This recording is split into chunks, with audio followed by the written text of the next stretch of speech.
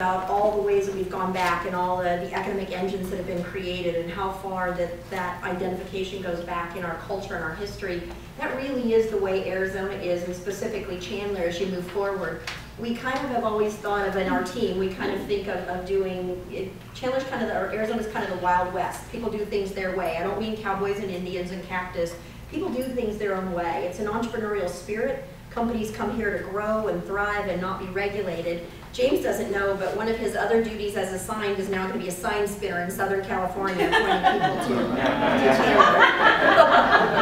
So with that, I'd like to actually give credit, as you read my bio and as you read things that I have the privilege to work on, the team that I work with is absolutely exceptional. Terry Kilgore is our downtown redevelopment manager, and James Smith is our economic development specialist. Mitchell Allen couldn't be with us today, but those really are the people that work day in and day out tirelessly for the city of Chandler to ensure that these companies get good looks at the community, they get their information, their questions answered, and help us move forward. So as we've looked at Chandler and we look at Arizona, it really is a great place to do business.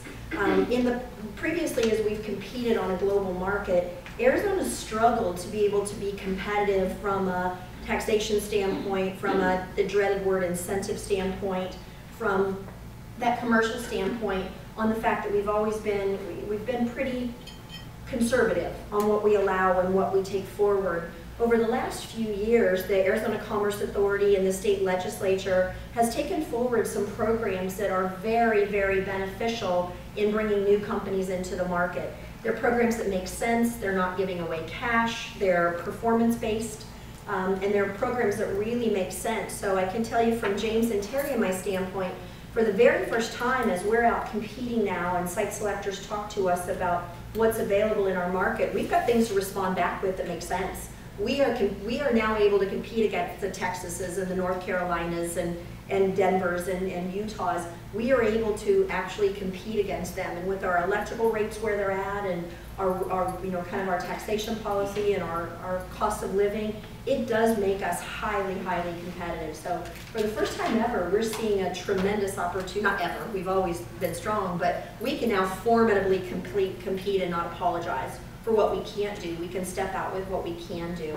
So as you look at Chandler itself, and I like to think that Chandler's kind of been the shining star in the middle of Arizona, even through the economic downturn. Chandler really didn't see the downturns that the rest of the state saw. And that is because we're so well diversified. We're not just heavily entrenched in high tech, but we have advanced business services, we have our data centers, we have our incubator, we have our gameplays and our universities, we've got telecommunications, we've got aviation and aerospace. And so while all the sectors were hit, it wasn't one or the other that was hit significantly. And then secondly, Chandler's always been fiscally conservative.